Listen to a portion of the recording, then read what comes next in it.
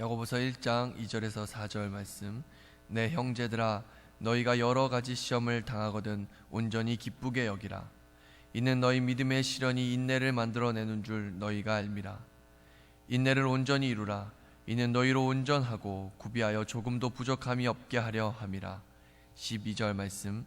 시험을 참는 자는 복이 있나니 이는 시련을 견디어낸 자가 주께서 자기를 사랑하는 자들에게 약속하신 생명의 면류관을 얻을 것이기 때문이라. 사람이 시험을 받을 때 내가 하나님께 시험을 받는다 하지 말지니 하나님은 악에게 시험을 받지도 아니하시고 진히 아무도 시험하지 아니하시느니라. 오직 사람이 시험을 받는 것은 자기 욕심에 끌려 미혹됨이니 욕심이 잉태한즉 죄를 낳고 죄가 장성한즉 사망을 낳느니라. 내 사랑하는 형제들아, 속지 말라. 온갖 좋은 은사와 온전한 선물이 다 위로부터 빛들의 아버지께로부터 내려오나니 그는 변함도 없으시고 회전하는 그림자도 없으시니라. 그가 그 피조물 중에 우리로 한 첫 열매가 되게 하시려고 자기의 뜻을 따라 진리의 말씀으로 우리를 낳으셨느니라. 세 주간에 걸쳐 예수님 시험 받으신 일에 대해 말씀을 드리면서 우리가 겪는 시험에 대한 총정리를 한번 해봐야 되겠다, 그런 생각을 가지고 말씀을 전합니다. 먼저 우리들이 시험이다 시험이 아니다 하는 기준이 너무 이기적이라는 겁니다. 우리는 잘되고 건강하고 높아지고 소유가 많아지고 이럴 때 시험이라고 생각하는 사람이 없어요. 대개 뭐가 잘 안되고 병들고 사고나고 실패하는 일만 시험이라고 생각하는데 사실은 정반대일 수도 있습니다. 우리가 시험을 받을 때 또 다른 사람으로부터 시험을 받는다는 피해의식을 갖고 있는데, 누구도 내가 남에게 시험을 준다 이런 생각을 하지 않습니다. 그건 다른 사람에게 내가 시험을 받는다는 생각은 대단히 교만한 생각입니다. 우리는 믿음이 없을 때 시험에 빠진다는 편견을 가지고 있습니다. 예수님의 경우를 생각해 보십시오. 세례를 받으시고 하늘의 음성을 들으신 직후에 세례를 받으셨고, 성령에 이끌린 상태에서 세례를 받으셨고, 40일 금식 기도를 마치신 후 세례를 받으셨습니다. 그러니까 믿음이 있을 때, 은혜가 충만할 때, 믿음이 절정에 있을 때도 시험을 받는다는 것이죠.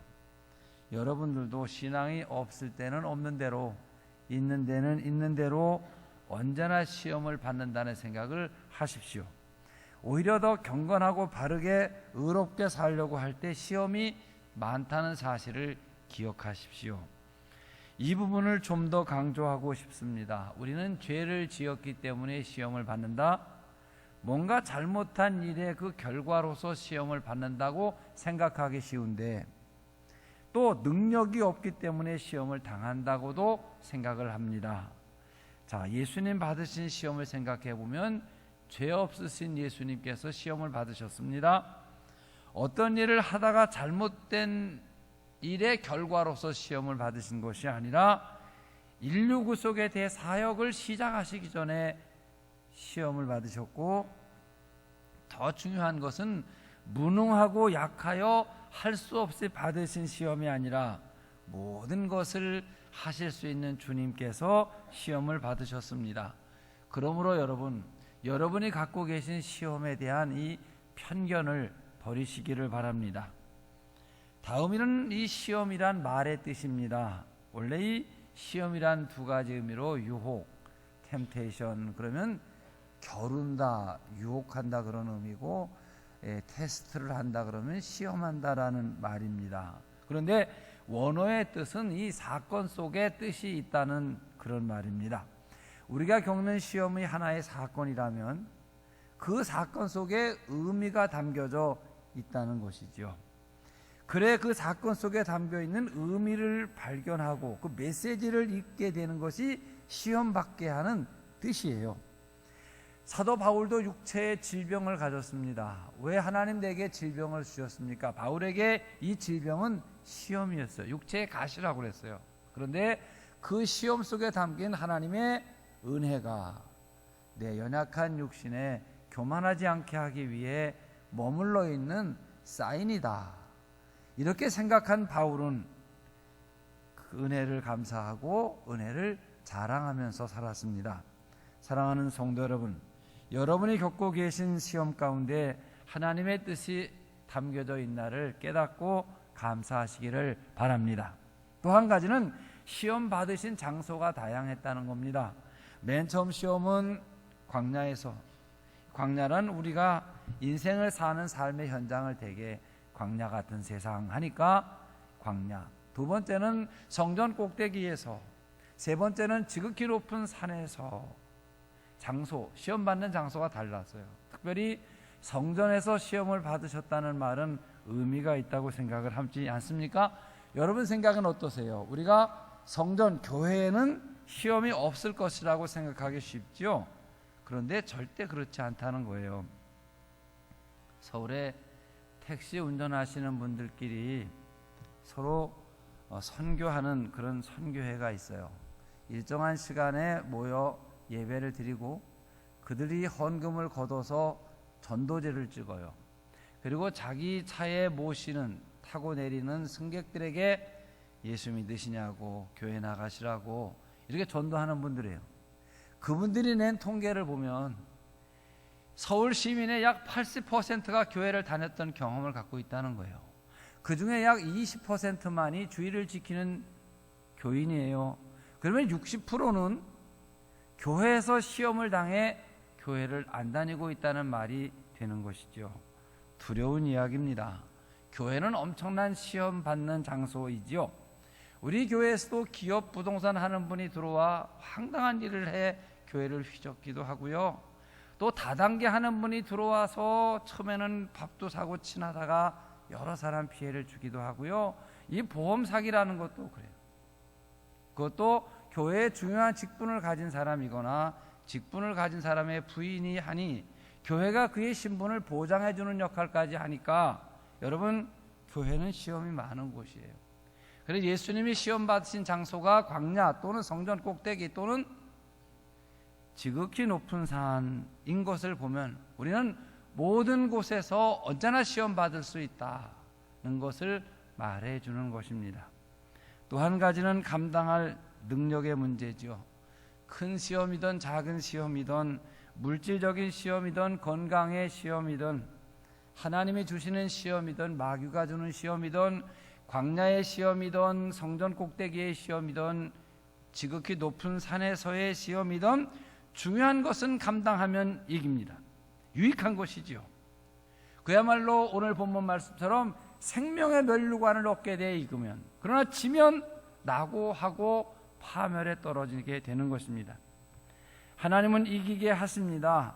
오늘로 여러분이 받으시는 모든 시험 속에 믿음으로 승리하시기를 축원합니다. 이 11월이 되면 수능이 있어요. 그렇죠? 중학교, 고등학교, 대학생들 매주가 아니라 주기별로 중간고사 끝나면 기말고사, 학년말고사가 계속 있어요. 이 시험을 보는 아이들을 보면 우리 집 아이나 다른 집 아이나 잠을 못 자서 피곤해하고 잠을 못 자고 시달리면 먹지를 못하니까 아이들이 파리해져 참 측은하다는 생각이 듭니다. 정말 여러분, 시험은 일생 동안 계속되는 것이죠. 유치원을 다니던 아이가 이제 초등학교 들어가게 되었다고 좋아요. 그래 필통을 사고 새로운 교과서를 받고 가방을 등에 지어주면서 아이고, 이 녀석도 이제 시험의 삶에 출발을 하는구나. 그렇잖아요. 그 초등학교를 들어가서 이제 뭐 중간고사 학기말, 중간고사 학기말, 학년말 하다가 중학교, 고등학교 계속 시험을 치르고 있어요. 아이들이 시험을 치르는 것을 보면서 여러분이 겪는 시험의 뜻과 이 시험을 이겨내는 이 비결에 대해 교훈을 받아야 합니다. 첫째는 시험을 긍정적으로 보아야 합니다. 예수님께서는 시험을 피하신 것이 아니라 시험을 받으러 광야로 가셨어요. 시험에 적극적으로 도전을 하신 것이지요. 오늘 본문 2절도 내 형제들아 여러 가지 시험을 만나거든 온전히 기쁘게 여기라. 시험 받는 것을 기쁘게 여길 만큼 긍정적으로 받으라. 이게 성경이 우리에게 주는 교훈입니다. 여러분, 지금 학교 다니는 학생이 시험 좀 안 봤으면 좋겠다. 이번 시험을 어떻게 피할 수 있을까? 이 아이 인생 어떻게 될 것 같습니까, 여러분? 예? 시험을 안 보면 성적이 안 나오고 낙자가 되고 인생 낙오자가 됩니다. 시험은 봐야 하죠. 이번 시험은 잘 봐야죠. 이런 생각을 가져야 그 아이가 사는 겁니다. 우리의 신앙생활이 발전하고 우리의 신앙 인격이 성장하고자 할 때 하나님께서는 성도를 시험하시고 그 시험을 통하여 새로운 자격을 주시고 그 자격으로 하나님이 주시는 축복을 우리가 받는 거죠. 여러분들이 신앙이 생명력이 있고 주님과의 관계가 바르게 될 때 오히려 시험이 있어요. 왜냐하면 그럴 때 시험을 해야 시험에 의미가 있기 때문이지요. 가끔 하나님께서 왜 나는 시험을 계속 하시나 그런 생각할 때 있다가 내가 이 일을 하니까 하나님께서 시험을 하시지, 내가 발전하려고 하기 때문에 시험이 오고 내가 성공하고 축복된 삶을 살려고 하기 때문에 시험을 주신다. 만약 내가 모든 거 포기하고 죽어버리면 시험이고 뭐고 없는 것이죠. 여러분 깊이 생각해 보십시오. 소가 있으니까 외양간이 더럽고 할 일이 있지, 소가 없으면 외양간이 깨끗하고 할 일이 없어요. 그러나 소를 팔아서 돈도 벌지 못하고 고기도 생산하지 못하고 우유나 버터도 생산하지를 못할 거예요. 목장 안 하면 고생도 안 하죠. 대신 목장을 하면서 얻는 것도 생산할 수가 없지 않습니까? 살았으니까 병도 나고 병원도 가지, 죽었으면 수술하겠어요? 어느 의사가 죽은 사람 수술한다는 말 들어보셨고 어느 간호사가 죽은 사람한테 주사 놓는다는 얘기 들어보셨습니까? 살았기 때문입니다. 또 잘 살아보려니까 고난도 있고 사고도 있고 시험도 있는 것입니다. 우리가 시험을 당한다 혹은 시험을 겪는다 하는 말은 아직 내가 살아있기 때문이고 잘 살기 위해서 이런 시험을 겪는다고 생각해 보십시오. 그러면 견딜만 한 것이죠. 시험 보는 아이들 치고 망하기 위해 시험 보는 아이가 어디 있습니까? 시험 봐야 학기를 올라가고 학년을 올라가고 또 새로운 학교에 올라가잖아요. 그래 경건하게 살려는 사람이 핍박을 받고 박해를 당합니다. 어려울 때 적당히 타협해버리면 핍박도 박해도 시련도 없는 것이죠. 그러므로 우리가 겪는 시험들 중에서 큰 시험을 당한다고 하면 감사하십시오. 적어도 나를 이 정도로 대접을 하는구나.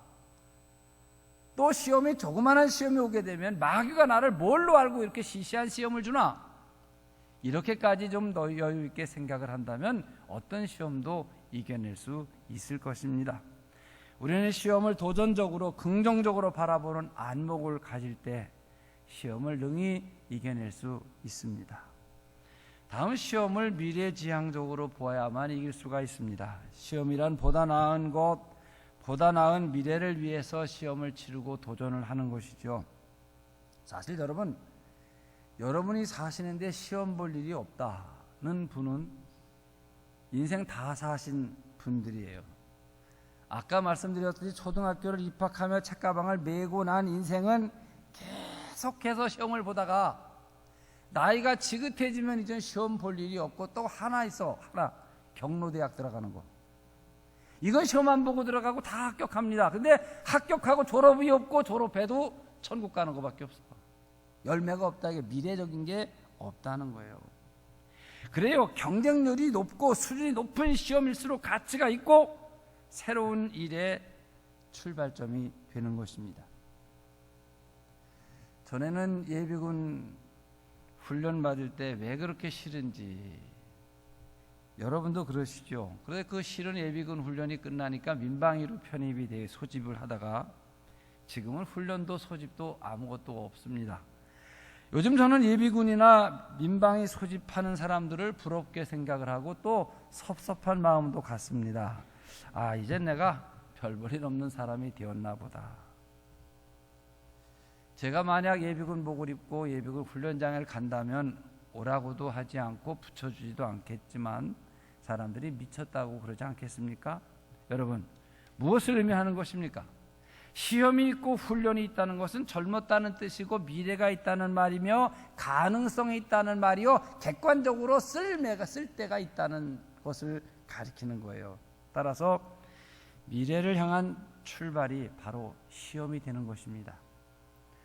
또 우리는 이 시험을 받을 때 미래의 문제와 연결시켰을 때 이 시험을 목표를 이루기 위한 과정으로 여길 때 시험을 이길 수 있습니다.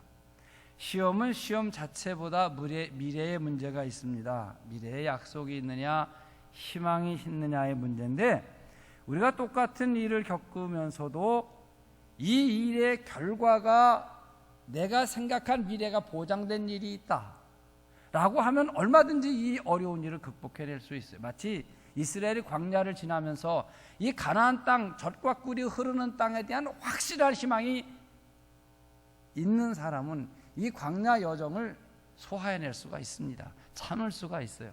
그러나 이 가나안 땅에 대한 꿈이 흔들리는 사람은 조그만 시험 앞에서도 원망 불평, 하나님이 어디 있냐, 결국 광야에서 쓰러져 버리고 마는 것입니다.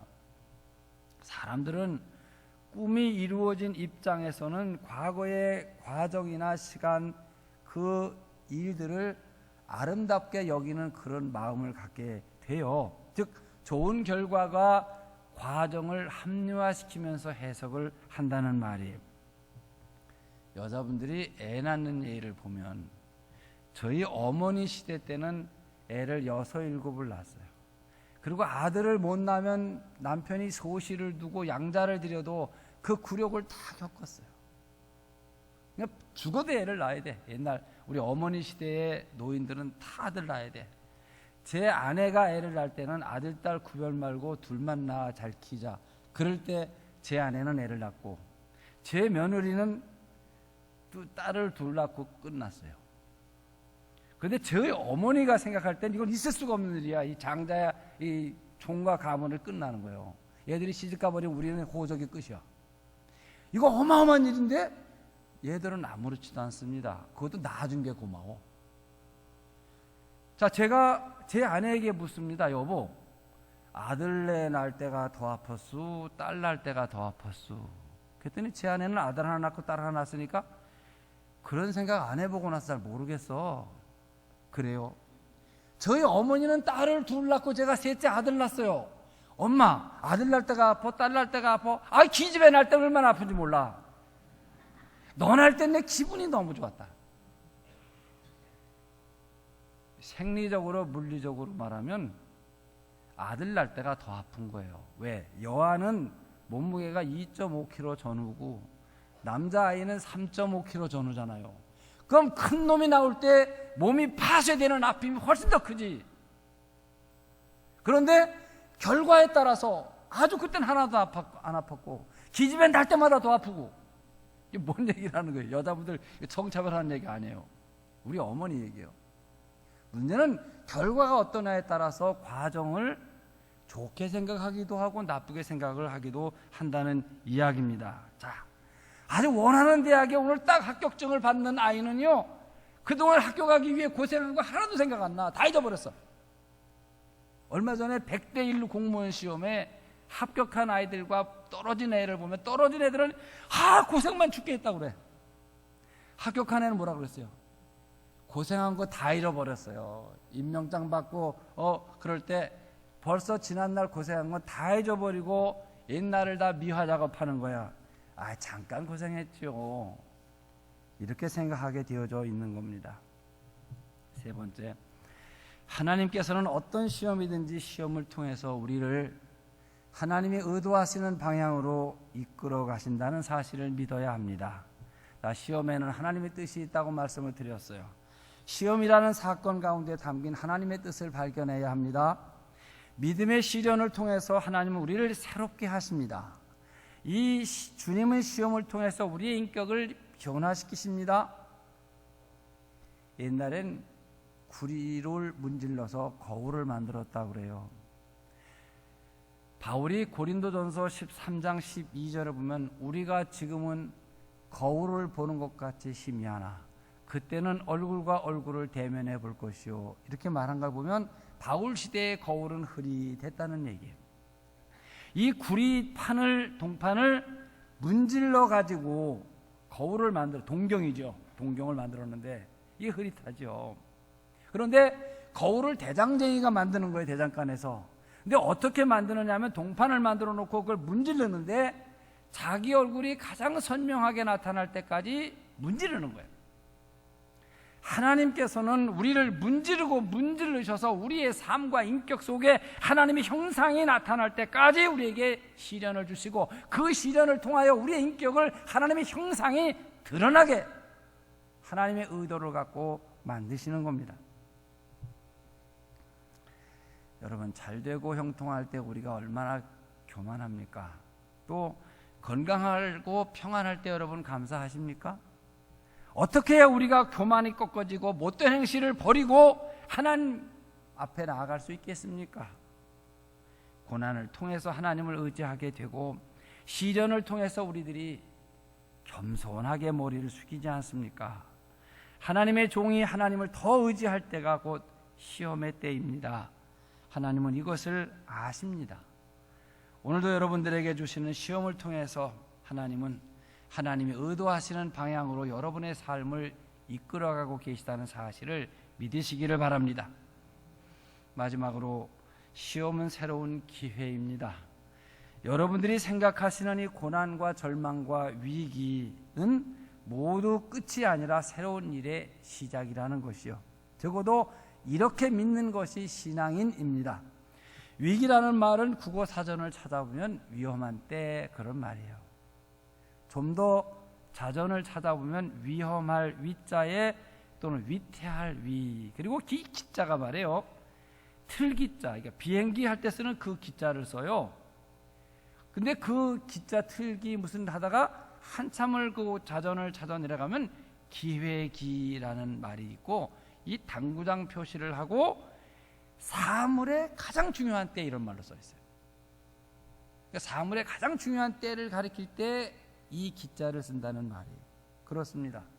위기는 가장 중요한 새로운 기회가 되는 것이죠. 승리하고 성공한 축복의 주인공들은 모두 위기를 겪어낸 사람들입니다.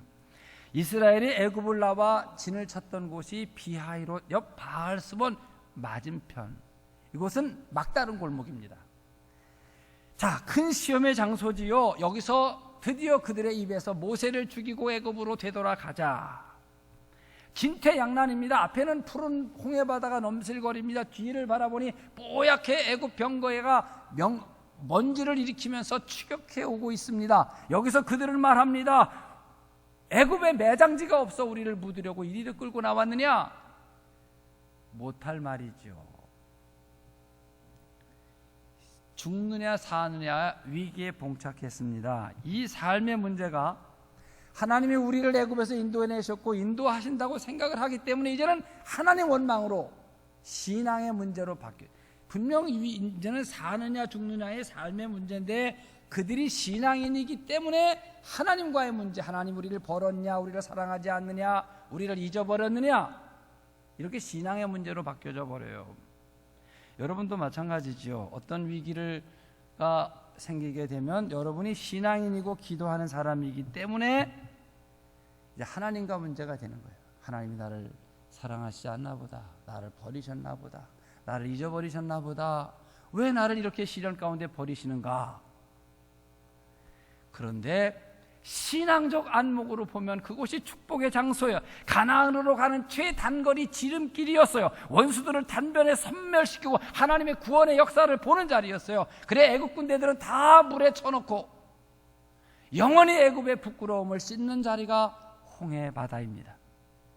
사랑하는 성도 여러분, 모든 것이 그래요. 다니엘의 세 친구 사드락과 메삭과 아벳느고, 평소보다 7배 뜨거운 불못불 황금 신상에 절하는 위기, 또 나중에 기도하다 사자굴에 던져주는 다니엘이 겪는 위기, 모두 새로운 기회의 장소였고 새로운 출발점이 되었습니다. 보디발의 부인의 모함과 누명으로 감옥에 가는 요셉, 위기입니다. 그런데 그 위기가 채색옷의 꿈이 이루어지고 이 세상에서 가장 최연소의 가장 빠른 시간 안에 당시 세계에서 가장 큰 나라의 국무총리가 되는 지름길이었어요. 부모 형제 상봉하는 기회요, 기근과 흉년 가운데에서 인류를 구원하는 사명의 기회가 되었습니다.